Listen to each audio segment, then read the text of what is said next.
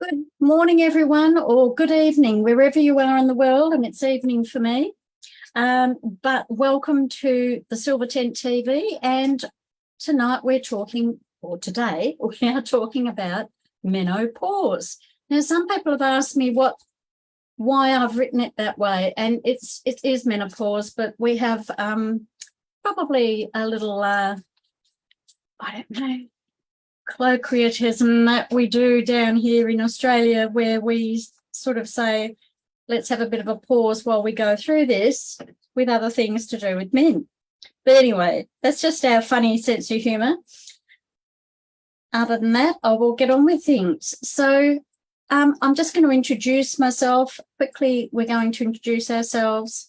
So I'm Sandy Simmons, and there's a B in there because when I started to write my book and get online, Sandy B Simmons was a stripper in the US. So I put the B in there just to differentiate, just to make sure. I'm a naturopath, nutritionist. I've done all sorts of other different things in the natural world, from sound healings to colour to candling, work a lot with beginning of life and the end of life. So I'll leave it there, so we try and keep it a bit brief so we can get on with our discussion. So I'm going to go to my left, which is this way, to Jo. So Jo, could you introduce yourself, please? Hello there. So yes, I'm Joanna. I run Harmony Healing and Harmony in Nature with Katie Robinson. And I'm a forest bathing guide with Katie, that's Harmony in Nature. But through Harmony Healing, I specialise in Egyptian philosophies and applying ancient wisdom into modern life. So there's a lot, which is a lot actually to do with connecting with nature, hence the kind of tie up with forest bathing to make me a little bit more accessible in today's world, because I'm a bit out there, a bit fringy. But my sister is an angel author. I'm pretty knowledgeable about angels with her particular philosophy, which is the seen angels. But for my own work, as I say, I work a lot with past life and just applying these ancient techniques, which is all about waking up your other perceptions beyond the normal five. And then you kind of tune into people and get a sense of where the energy's stuck. So that's kind of my energy game, if you like. And I'm not a specialist in natural therapies, as in I don't practice them professionally, but I am very used to doing that for myself, so have reasonable anecdotal knowledge. That's me. Thank you. Thanks, Jo. And I'll over to Liz. Right, well, I'm Elizabeth, and I am an accredited master coach and holistic healer. So I have had shamanic training. I am a Reiki master, Rahani practitioner, and a sound therapy practitioner also. I've also studied aromatherapy for probably nearly 40 years. So I work holistically with my clients, typically ladies over 50 who've gone through some life-changing event or another. And it doesn't necessarily have to be to do with natural events, but it could be anything, which tend to happen to ladies of a certain age. And I help them move from in crisis to in control, working with the the person holistically. So this coaching, healing, whatever they need. And I don't specialize in this particular area of life, but I have some quite strong views on the subject, which no doubt you'll hear later. You, Elizabeth, sorry, called you Liz. Anyway, Dee, over to you. Fine. Hello, good morning, everybody. My name's Dee Twentyman. I run Resonance Holistics Limited. It's a hypnopsychotherapy I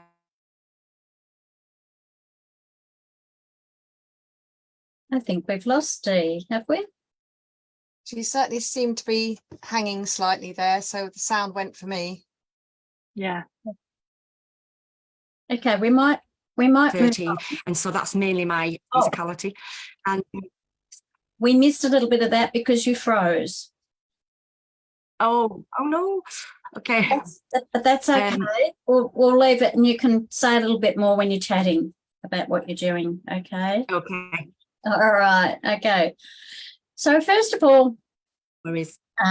thank you all for being here. But menopause, you know, it's one of those things that we all go through as women in one form or another.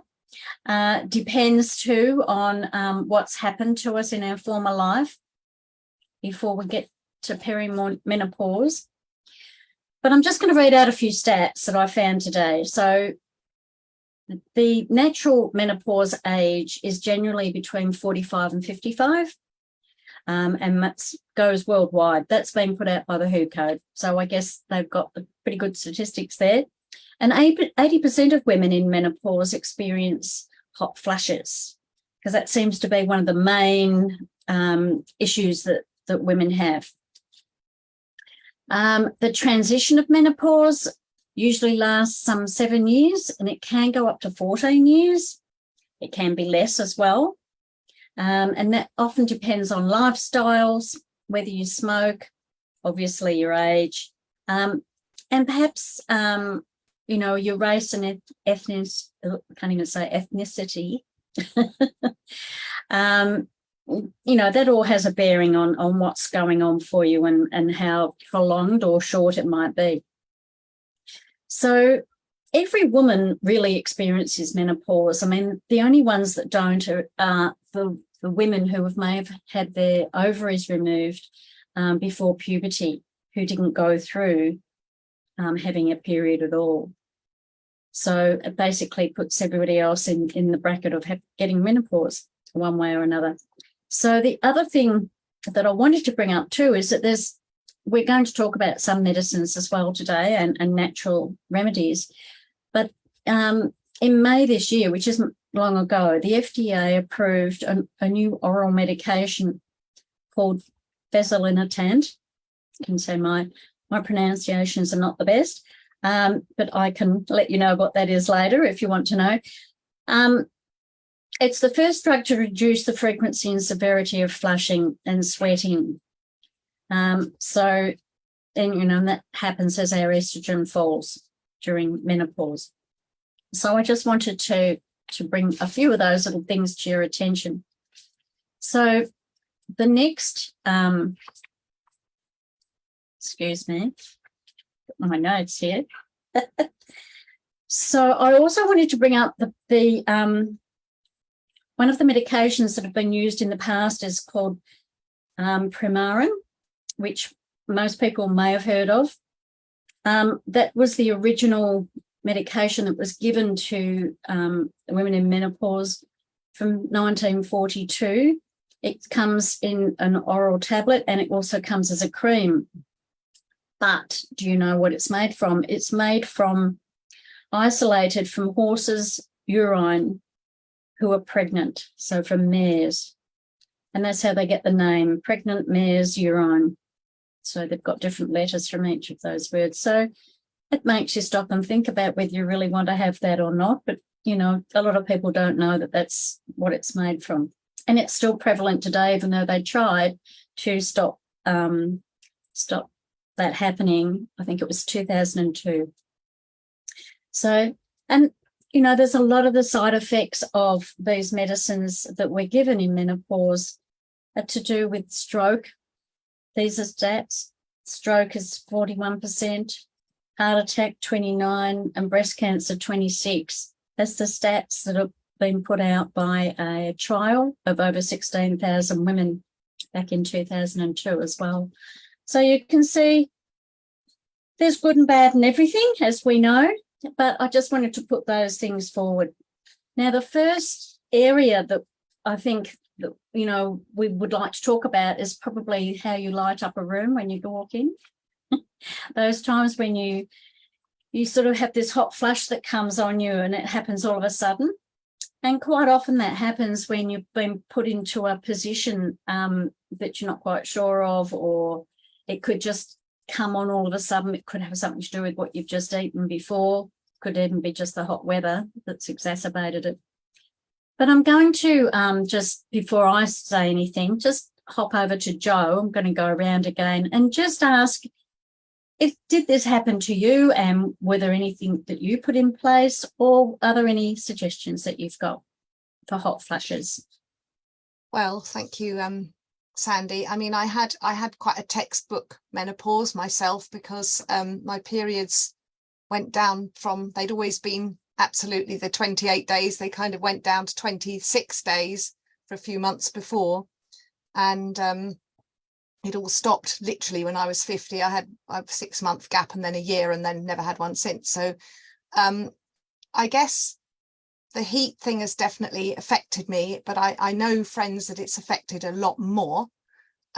So for me, it's nighttime. I don't really think night sweats is a fair description, because it's not like I'm not soaking, but I do radiate out a lot of heat at night. My husband sort of refers to me as his hot water bottle.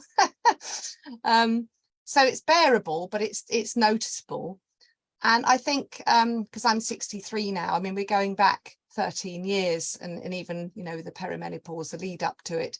I was caught a bit off guard sometimes, and often it was good to be going out wearing lots of layers so that I could just peel off a few, wasn't stuck in something really insulated. And I do remember I didn't want to go down the HRT route myself. I'm very much kind of avoid medications if you can type of person. And I did use something called Serenity Cream. I don't know if you have it over in Australia, but it's a natural hormone concoction, if you like. So that was the program for me. I mean, one of my friends, she would come over really hot all the time, bless her, and be in all, you know, social situations and all kinds of places where it isn't appropriate, you know, to be suddenly really hot and uncomfortable. And she actually found, because I mentioned earlier that I work with angels, I know it's not everybody's thing, but we had talked about the angel of water is Fuel in our system, or Fool, Phuel. And she used to invoke Fuel and ask him to bring ice to her. And actually, she said it really helped. And, you know, whether it was psychosomatic, you know, we don't know, that because she believed in it, you know, that it made her feel better. I don't know, or she felt like it gave her some control. But she definitely said it helped. And I've never had to resort to that yet, because usually just taking off a layer or two is enough for me. Hope that helps. Fabulous. Okay, thanks, Joe. Elizabeth. Okay, well, my experience was slightly different. I went through this quite early, and all done and dusted by the age of 46. And to be honest, I never heard the term perimenopause until way after, which is quite interesting. It seems to be talked about a lot more now, but with hindsight, looking back, it would have explained a lot of things that were happening to me in the lead up, because my cycle shortened, the bleeding got more intense, and there was mood swings. But I put that down to other things that were going on in my life, divorce, death of my dad, lots of upheaval, basically. So I never even thought it was anything to do with natural bodily functions. So apart from the absence of periods, the only thing that really happened to me was the hot flushes. And at the start of that, I'm thinking, hang on, I'm not going to let this happen. I'm not going there. I'm not having this. So I did a lot of research, and, you know, I don't know if I was in denial because I wasn't expecting it. But I found an amazing natural doctor by the name of Dr. Marilyn Glanville. And I looked at her website, and I did some quiz she had on there, and I looked at natural supplements, and I looked at what I was eating. And the main thing that I used was a herbal supplement called Agnus Castus. And every time I ran out, I would see what happened. If I got hot flushes, I had some more. And basically, you know, that's how I managed it. Agnus Castus, evening primrose, and occasionally St. John's wort. But I didn't use that so much because the to me just wasn't acceptable. I was living in Germany at the time, and I was seeing, I went to see a doctor about something, and he said, of course, you are menopausal and you know that. I'm like, well, I had a pretty good idea that that's where it had gone. And then he's like, and so we're going to put you on HRT. And I went, no, you won't. Or as the case may be, I just went, nein, danke. I was in Germany and I refused to go down that route. And I believe that I managed the symptoms through mental exercises, thinking it, not happening, and the herbal supplements. So yeah, I kind of had an easy time of it, but I created that easy time. And I know other people have different experiences, but it worked for me, and I'm sure it can work for other people too. Thank you, Elizabeth. And Dee. Yes. Well, I'm going to echo a little bit about what Elizabeth just said about, because I work with the mind and body connection, and I've been doing that for a number of years now, and I teach other people how to do that too. And so for me, I had what I consider a mild menopause. So mine started at 49 and I was through it by 53. And so I didn't notice a great deal of things happening to me. The night sweats were never a problem. A little bit like what Joanna said, it was noticeable, but not massively affecting my life with the sweats. It's, in fact, when I was a little bit younger, before it all started, I actually said, I'm looking forward to the menopause because I'm always freezing, freezing cold. Because at least I'm going to be warm, at least. And it didn't happen as much as I thought it was going to do. And so I did get a little bit warmer. And it seemed, I noticed it would stem from my waist area, and then it would come up from my waist, and I'd feel a little bit warm. But I never got anything during the night. I didn't have to change sheets or anything like that. And basically that's what I noticed more about the menopause for me. And my moods were fine. I didn't go into a flying rage like some people describe, or turn into Godzilla or whatever.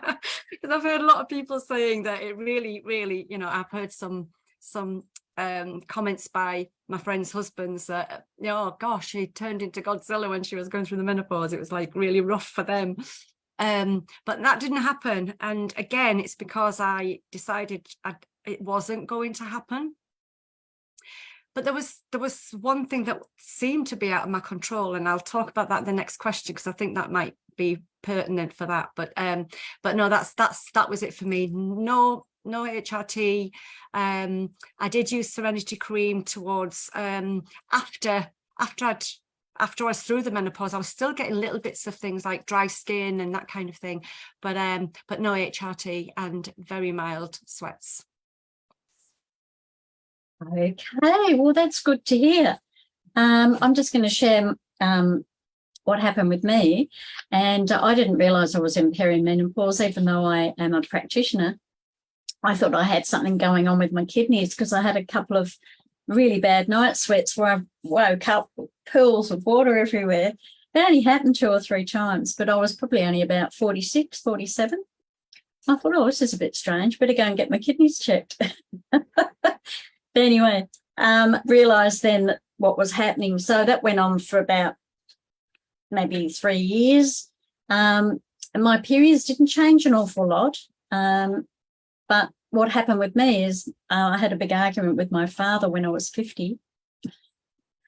And I never got another period after that. So I don't know whether that was partly that, and I was already in perimenopause and going through that anyway, but everything stopped all of a sudden. And of course, I am a big, I suppose, advocate, being a practitioner, of therapeutic fasting. And what I've found is putting clients and patients on fasting, if it's suitable for them, will really remove a lot of the rubbish that's in our system, especially from the liver and the intestines, and it stops the hot flushes. So, you know, the body stops menstruating. It's actually releasing, and we stop them releasing. So things are held inside, just briefly, and then you know, that sort of can add to the whole issue. So that can help. But Elizabeth has already said about some of the herbs, you know, and exactly what she said can help tremendously. But black cohosh is another one, red clover, chasteberry, dong quai, evening primrose, already been mentioned, wild yam and omega-3s. Now, the oils are really necessary because our nerves get quite frayed at these times. We become a bit vulnerable, and any of the oils will help the nerve endings. So that's one of the things there. So there's a few other things, but I won't go into that too much. But I just wanted to go in to talk about the things that are prescribed. You know, you can even have the oral contraceptive pill given to you in perimenopause. That can help some people if they really want to take it. But we have to be careful if you've had your uterus removed, if you've, you know, had an operation before you go into menopause, you will still go into menopause. It's really, really important, especially for those women, not to have or not to go down that track of HRT. And if you've had breast cancer or any real health issues, you know, they're probably best to stay away from. There is plenty you can do naturally. You've heard of some things already, but, you know, there's a lot that you can do. The main thing is, I think, looking at diet, and I think Elizabeth said that, looking at what you're ingesting, because alcohol, coffee, you know, for me, it was anything that was hot, spicy, sugary things, especially pumpkin. And I know you don't eat a lot of pumpkin in England, but in Australia, we have pumpkin in lots of things. And it's quite sweet, and, you know, I couldn't eat that either. So you've just got to get to know your own body and what it does. But just staying away from those sorts of things really helps. So the next question that we have, what we talked about, was, oh God, I've gone dry. And also some people may have had problems with vaginitis, which is like an inflammation of the vagina, which is absolutely a no-no for having sex, because it's just like sandpaper. Having had that myself. So I don't know if I'm going to hand it over to Jo, whether she's had any, got any tips or anything that she's been through in that regard. Well, I can't say it was something I noticed hugely, if I'm really honest. But maybe that was because I was already taking other supplements, because by then I was using the Serenity cream, and that was it's made by Wellsprings. Is it one that you're familiar with over in Australia, Sandy? Yes, yeah. So I mean, maybe that was helpful. I don't know. It's but I can really sympathize with people who do go through that, particularly when it's extremely painful. So I'm afraid I don't really know what to say there, because it wasn't something that happened for me. Can I just say quickly before we move on that there are a couple of comments that Francesca's made on the Facebook, because I've got it open on my phone here. Good. Okay. Yeah, she was just saying that she can really sympathize with people who get the, you know, terrible tempers and frustrations. And actually, in relation to that, I did have some abdominal Mayan abdominal massages. And one time I came home and nearly punched my husband's lights out, and he hardly said anything defamatory at all. So I can certainly speak from experience at having ridiculous kind of anger swings, which isn't the question. So I won't dwell on that. But but yeah, it was really bizarre. And she did say at the time when I went for the treatment, it might affect you, might affect your anger. So she didn't speak lightly there. I should have taken a bit more notice. Yeah, anyway, thank you for that. That's good. Okay. And Elizabeth, any comments there? Well, I didn't experience any kind of vaginal dryness or anything like that either, so I can't really speak to that personally. But I know I had some friends who went through a terrible time with that, and you know, their experience was unsympathetic male doctors, the usual thing that many women I think have experienced, you know, having to go to somebody who really couldn't understand what they were going through and basically sort of said, you know, basically you've got to put up with it. And I know what she described to me just filled me with absolute horror. You know, she said also about like the sandpaper effect, like the skin felt really thin and that it was breaking and stuff like that. And so like Joanna said, I think the fact that I was taking herbal supplements and watching what I was eating as well, I think that had a massive impact on what then transpired going forward for me. So it was never an issue. Okay, thanks, Elizabeth. Dee. So for me, I didn't notice any of that either. However, I did notice that since I became postmenopausal, I have had very dry skin, and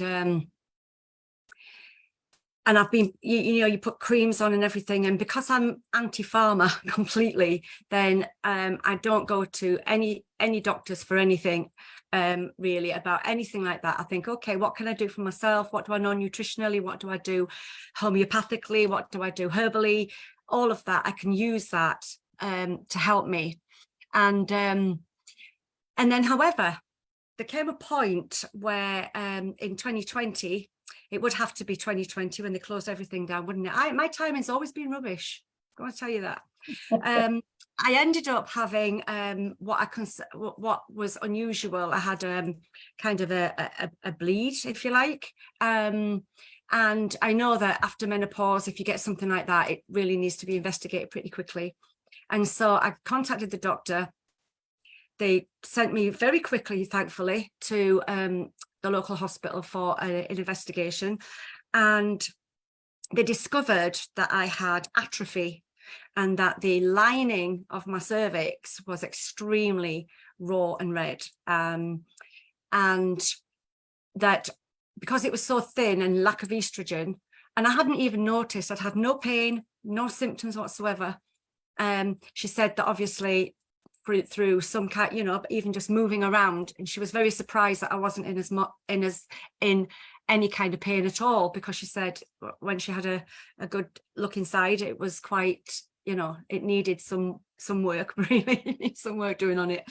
And so she gave me some estrogen to apply, and everything's been fine ever since. But I didn't know that until the time, and obviously I was just very thankful that it wasn't cervical cancer or something like that.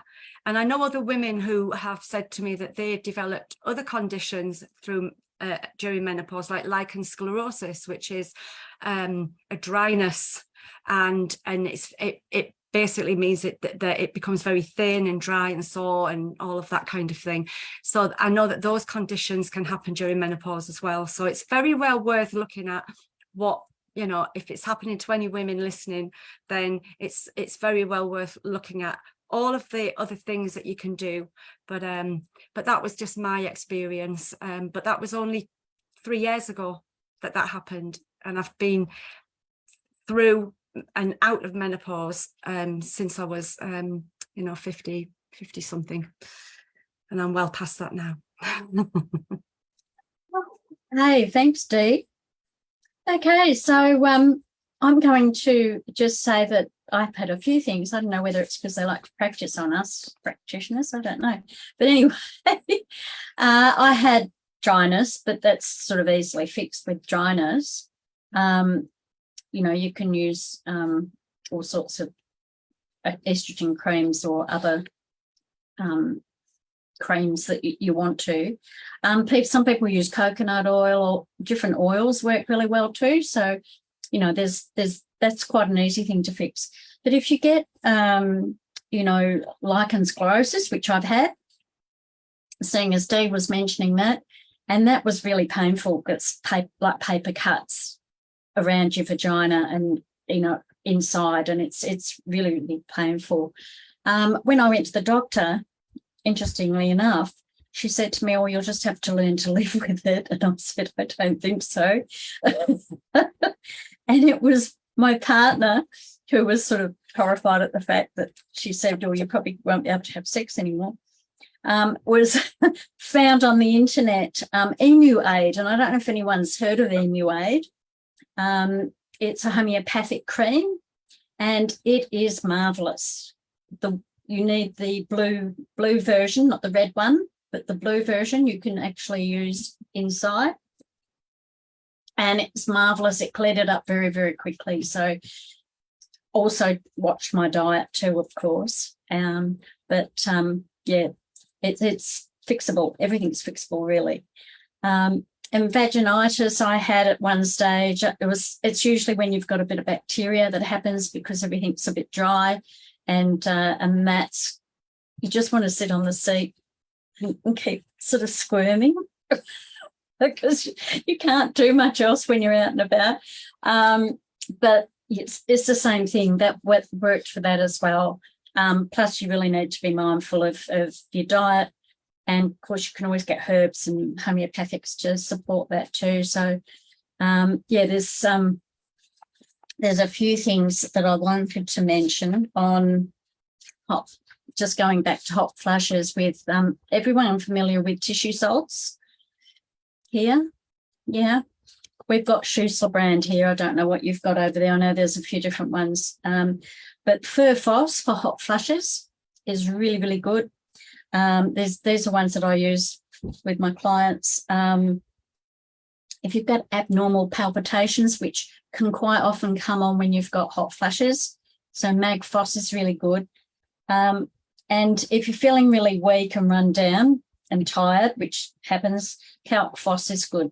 So we're going to go into now talking about the anger things, which Francesca was talking about, that can come up, and the irritability that sets in and everyone around you suffers in the family, etc.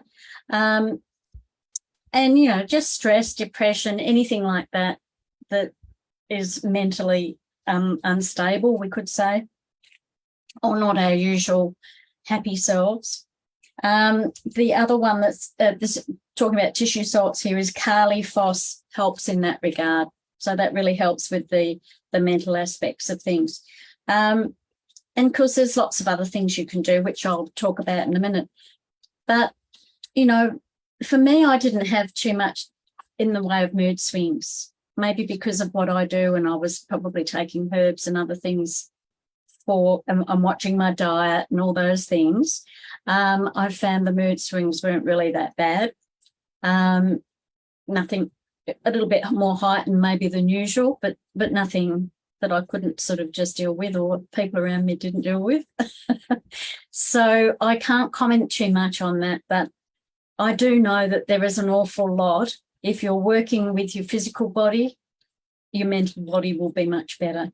So I'll just leave it there for the moment and hand it over to Jo to see what she has to say. Well, obviously, I've already mentioned the after effects of the Mayan abdominal massage. So that's kind of most what would I say, acute memory I have of an out of control reaction to a minor trigger. But I think the other thing that I've noticed is a strong reaction on my skin. So and that is an emotional response for me. So I'm lucky that on the whole, I think if you were to talk to my children, they probably would say that there have been moments when I've been very unreasonable.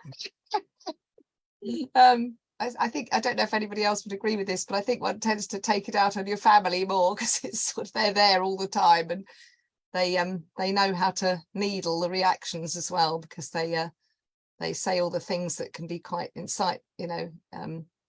the word, drive you crazy sometimes. Love them. But yeah, definitely what I have noticed is that if there are stressful events happening work-wise, or you know, because I'm self-employed, like probably most of us here, I teach what I do as well. I teach healing, but you know, you have periods of lots happening, and then you might have a month or two of very little. And you know, I try not to focus on the lack of steady income, but if it meets your brain and your brain starts thinking, how am I going to, you know, then it reacts on my skin. And definitely for me, what I've found triggers it more is histamines. I've got a very bad histamine balance since the menopause for me. So you know, it's like, apparently it's described as being like a bit like a stress bucket. You know, you've got your histamine bucket, you've got a certain amount of histamine that your body can tolerate, and then when you get in this fragile place emotionally, then it doesn't take very much to tip it over, and I start to get very itchy eczema.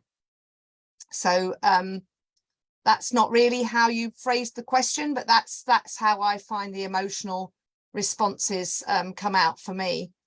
And in fact, what I'm going to be doing, and I will put a little plug in for Sandy here, because she has given me some very helpful advice, one of which was to take some nettle tea, which I've got a little picture behind me of some nettle tea there. It's a very easy remedy for people. And I because obviously nettles have a histamine response in the body, I wasn't even sure whether I should be avoiding nettles, but it seems like it's a good thing, and I quite like the taste of it, so that's very helpful. But I'm actually probably going to do a liver cleanse as well later this month. And the one that I use, I was just writing down the name of the guy because I thought people might ask me, and now of course I can't find where I've put it. Would you like me to say?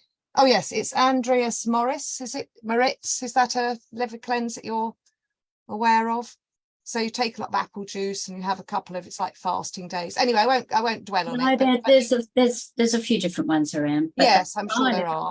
That's all. Yeah, the idea is to just clear the liver, particularly of any gallstones that haven't made it to the gall yet, and get rid of problems before they instigate further. And another thing you can have is colonic irrigation as well, which I'm a great, not that I have them all the time, but I'm definitely a fan of using that when it's helpful. So that's kind of my hints and tips, if you like. Thanks. Okay, thanks for that, Jo. Elizabeth, any comments there? Well, I think I already mentioned the mood swings tended to happen during perimenopause, and I didn't have a clue what was going on because there was a lot of emotional upheaval going on in my life at the time anyway. So I didn't, you know, it just didn't compute that this is also what was going on. I was emotional anyway with all of that. And, you know, I was working corporate at the time, high pressure job. So add that onto the mix. And then when actually the menopause happened, when my period stopped, I was actually just relieved. And it's like, right, now I can just, you know, move forward. Now, you know, I know I'm going into a new phase now. At least I know that that's done with. And, you know, look at managing it. You know, fast forward 17 years near enough. Is it 17 years? Yeah, close enough. And the biggest issue now in post menopause is the round the middle weight gain. And that is something which obviously we haven't talked about yet. I don't know if you were going to come to it, but it's just popped into my head. So, you know, that's what I'm dealing with at the moment, because it doesn't matter, diet and exercise and all the usual stuff does not seem to make the slightest bit of difference. And, you know, I'm thinking it's hormonal. And then, you know, there's all sorts of research going on, thyroid, low B12. There seems to be, and I don't know if this is just my thinking because I've actually done some research on it, but there seems to be almost like an epidemic, particularly of older women with B12 deficiency. And I'm wondering if that's, you know, somehow linked, because it just gets rolled in with all the other symptoms. And I think we have to really peel off the layers here. And I've known people completely debilitated, and it was all passed off as menopausal. And once they realised actually there's a B12 deficiency, that actually helps. You know, thyroid issues tend to come up as well at the same kind of time, all get passed off as, oh, it's just menopausal, blah, blah, blah. And, you know, I have been concerned about thyroid for many, many years. Every test comes out normal according to typical, you know, medical parameters. And I'm like, well, I'm not actually convinced of this. And I've been recently talking to a medical herbalist who said, well, show me your last test. And she said, you know, yeah, they're in the medical normal for what the NHS says. However, she said, they're all so low. So, you know, and she also was saying to me about, you know, let's sort out your gut, leaky gut, liver cleanse, all that kind of stuff, which it's all part of this transition as far as I'm concerned. And I'm in that next phase now of, you know, dealing with the, you know, the bloat and the belly, because that's the only place there's really this weight. And that's the next challenge, I think, as to how to manage that. But the mood swings came and went during perimenopause and haven't resurfaced, thankfully. Okay, well, thanks for that, Elizabeth. And yes, I'm going to touch on a few of those things, or we are, not just me. So I'm handing it over to Dee to see what she has to say about mood swings and stress, depression, and anger and irritability. Okay, well, anger and irritability didn't affect me either. And I'm thankful for that, because I'm not really an angry person to start with. And I think that sometimes if we suppress certain emotions as we go through our lives, something like menopause, if you're told it's going to happen, I think you've got free rein to go. Some people, it's like, oh, it's because I'm menopausal. But I know I'm joking, but I think sometimes when we suppress our anger, we can actually let it out, because it's something that we've been told may well happen. So we accept that that's a possibility. And because I'm a hypnotherapist and I work with people around their mind and how it affects them physically, and I also use those kind of things on myself. If I was a patient of mine or a client of mine, what would I be saying to them? How would I be looking to help them to actually just go through this period of their life? And so I tend to kind of apply the same things to myself as I do to clients. And I'm in a much better position to say what worked for me and you know, what I've tried and all of that kind of thing. And so I haven't experienced anger or frustration or anything like that. And I tend not to, even before menopause, I knew it was a transition in life. My mum had a pretty easy menopause, so I didn't really read a lot about it on purpose, because I didn't want to give myself a pre-hypnotic suggestion of any kind, and I don't listen to doctors anyway. So I go, no, this is me. I'm unique, a unique organism, and I'm going to look at myself. And so for that, there was something that was out of my control though, and I wasn't expecting it. And I'm not a person that gets anxious or panicked about anything. I've never done that in my life. I've had a lot of trials and tribulations, and yet I've never had a panic attack ever. But I found myself during menopause at one point waking up in the morning for no apparent reason whatsoever with this awful feeling of dread, as if something catastrophic was about to happen. And I don't remember dreams, so it wasn't dreams. And I was just struggling. Why do I feel that there's something really bad going to happen and something you know, really catastrophic, this kind of like doom and gloom kind of feeling, there's something really bad going to happen. And then it would pass and I'll be fine. And then the next morning it would happen again. Or at another point during the day, it would happen again. And I'm thinking, what on earth, what's this? I've never had this in my life before. This isn't me. This isn't the person I am. I don't think about things in this way. I don't, you know, believe in all that. And I was living in Greece at the time. I was doing all my holistic therapies and everything over in Greece for this summer period. And I got back home. And I was at home one night, and I've been on my own for many years since my husband died in 2000. So I had, you know, nobody was around, and I've lived on my own for many years, and I was just having a normal evening, and all of a sudden, this feeling came over me again, and at the same time, and this happened like over a period of 2 years or something. I was getting these intermittent feelings. And it took 2 years for me to fathom it out, that this anxiety, this panic, this feeling of gloom and doom happened the instant before I got a hot flush from my waist up. And I went, eureka moment. It was a hormonal dip.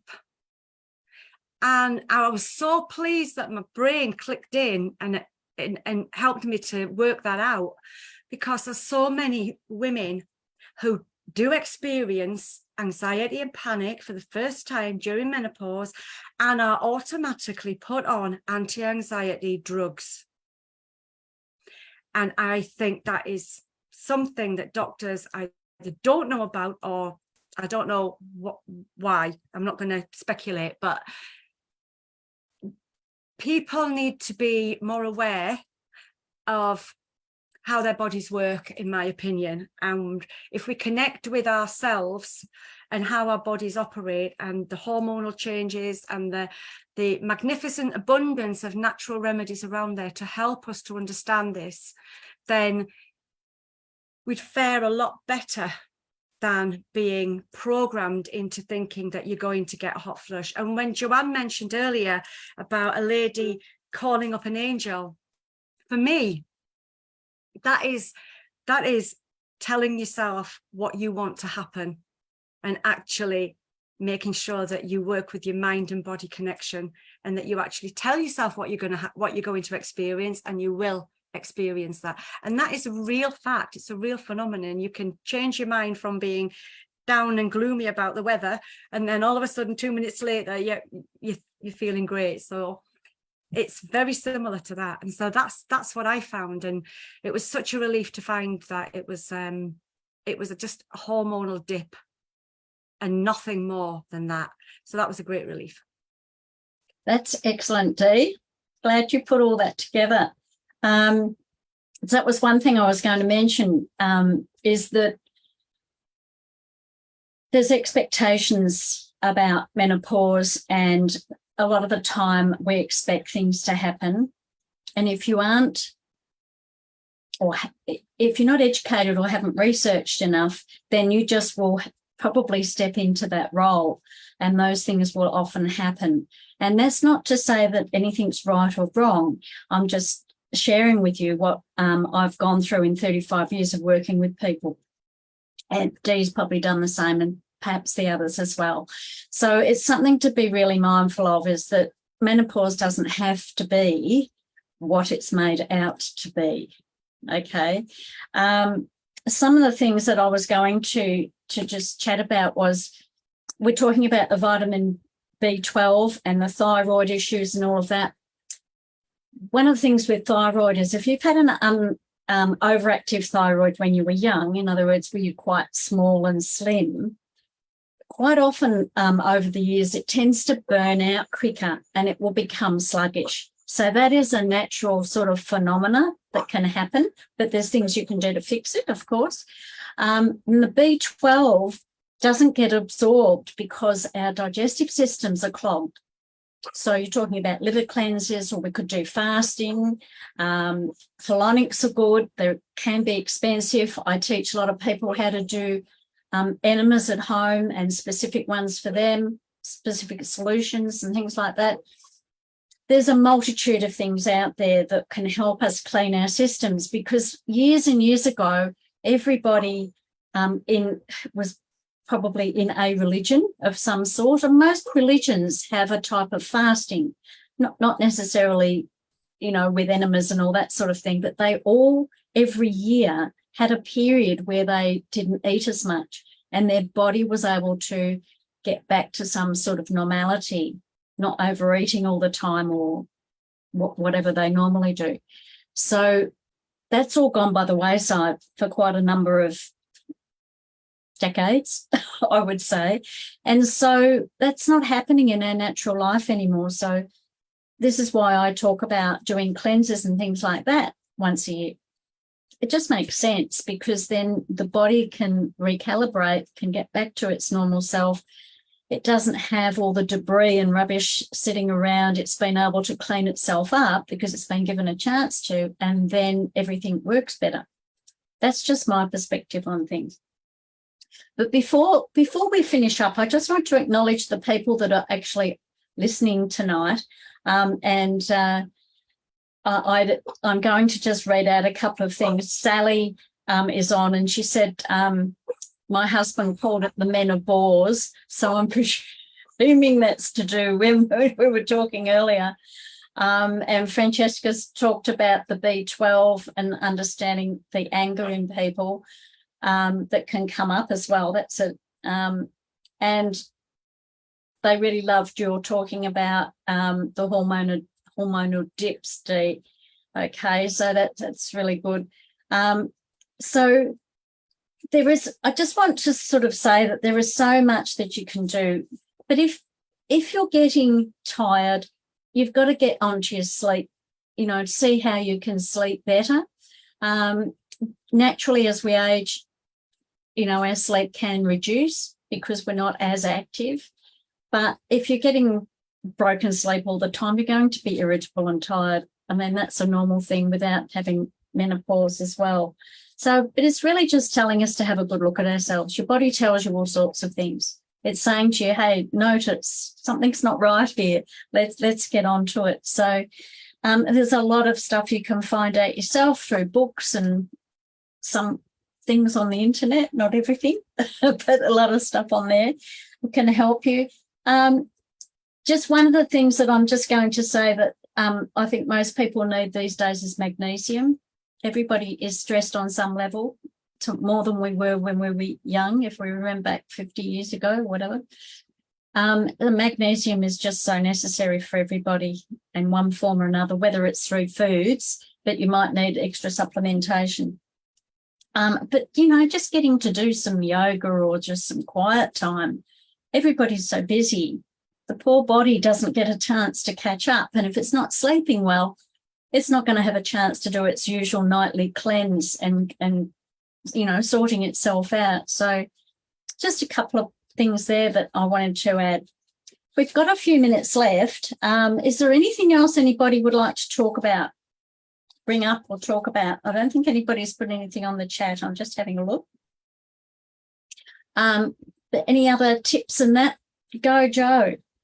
Well, I was just going to quickly say, because we've skirted around it and said that, I mean, I didn't actually go to my doctor, but I think one or two on the panel have said that when they went, HRT was immediately recommended.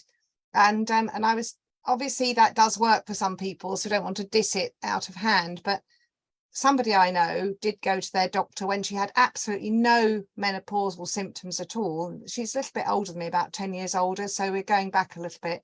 But her doctor immediately mentioned HRT as if it was some kind of free facelift, and she was kind of you know, tempted and went for it when she didn't have any symptoms at all. And then, you know, maybe it's connected, maybe it isn't, but she developed pre-breast cancer. And so, you know, I don't want to scare people away from HRT, because we can't prescribe what works for other people, and some people, we've talked a lot about belief, and if you're a real believer in the doctor, then maybe HRT is the best thing for you. So, you know, it's going to work for some people, but I would urge not to rush into it, particularly if you are unsymptomatic, and to maybe look at what other options are out there as well. Yeah, it's a really good call. You know, there is a couple of things I wanted to mention. There's foods and herbs and things that have a natural estrogen, so you need to look up those too, because they will help instead of taking any HRT.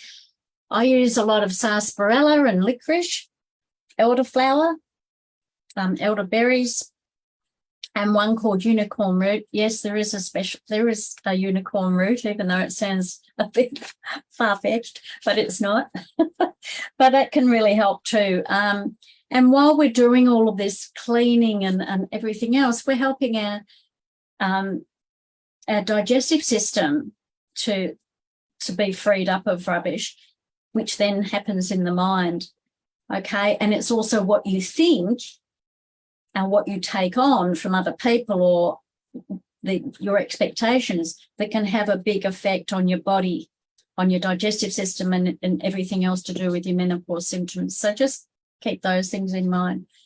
I was just going to say, Sandy, just the point that you made before I forget it as well, that everything you've said I would endorse wholly, just to use as much natural substances that you can within your food and your diet and everything. But I think for any ladies watching out there in the big wide world who see this on YouTube, to actually think about menopause as a natural part of being a female rather than a medicalized condition. And when we see menopause as a natural part of it's like going from infancy to puberty. We don't make puberty a medicalized condition. It's just a transition through our life. And if we look at menopause in the same way, then and we're also considering our health as we go through life anyway, it becomes just something that we work with and go through and manage. And I think that if we get our heads around that bit, then we're going to be in a much better position to actually flow and, you know, glide through this transition and out the other end much more easily. Absolutely. Yeah, totally agree with you. I'm so glad you said that, Dee, because I was going to say that too, that it worries me that the medicalization of natural transitions seems to be the norm now, and it's people's first stop. I didn't actually go to the doctor about the menopause. He just happened to say, you know, oh, well, you're there, so we give you HRT. So I wasn't actually there for that reason. It was like a well woman checkup or something.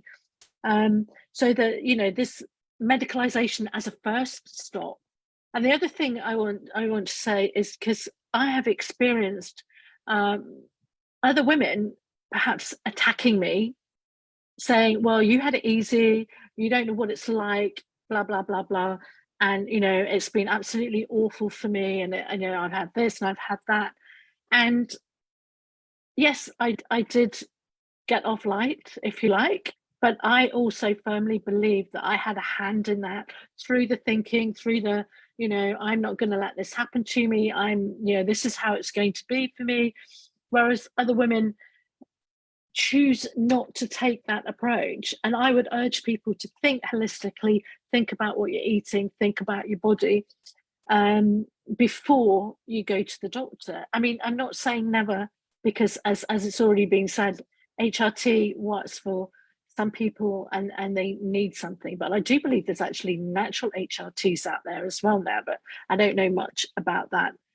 But something else has just struck me in this whole, you know, not just the medicalization, but when we look back at our history, we're probably also the first generation of highly vaccinated people from childhood vaccinations. And we probably, most of us, got mouthfuls of mercury fillings. And whilst that's a totally other topic, it's all part of the holistic situation that we find ourselves in as we approach or go through the menopause. And I don't think any of it is unconnected. Everything is connected. Everything is connected. So we might have to leave it there unless anybody wanted to say anything else quickly, because it's just on 8 o'clock. And I just wanted to thank everybody, my panel here, for being here and contributing and having all the wisdom that you have. And as Francesca has said here, she believes that menopause is the portal to our wise eldership. And if we can see it like that, it's a natural progression, which is what everybody's been saying. That's what it is. And, you know, the less stress that we put on it, because we can make it stressful, is going to help us. So if those people listening are on HRT or delving into all the other things, that's absolutely fine if that's working for you. But I think there's a big movement now going towards more holistic remedies, therapies, and just seeing things very differently. So thank you all, and we shall see you all maybe again soon. We will do another one. Okay, thanks. Bye for now. Thank you. Bye.